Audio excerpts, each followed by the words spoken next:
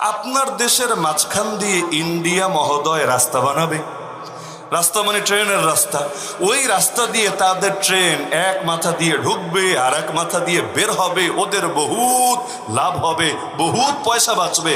তবে আপনি আবার পারবেন না ওই রাস্তা ব্যবহার করতে, আপনি আবার পারবেন না ওদের সুবিধা নিতে।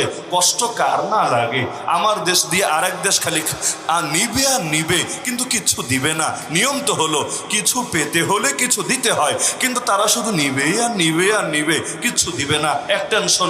2 নম্বরে সেন্ট মার্টিন কে না জানে নিয়ে যায়, আমেরিকা নিবে নাকি আরাকান আর্মি নিবে নাকি মিয়ানমারের জান্তা বাহিনী নিবে, আরে কে জানে কোন ফাঁকে নিয়ে যায়। টেনশন আর টেনশন। সেন্ট মার্টিন না জানি সেন্ট মার্কিন হয়ে যায়। আবার বন্যা, আরে সামান্য একটু বৃষ্টি হতে দেরি, সিলেট পুরোটা ভাসতে দেরি না। আমার বাড়ি তো সিলেট, আর ঈদের সময় ছিলামও সিলেট, তো যার কারণে পরিণতি তো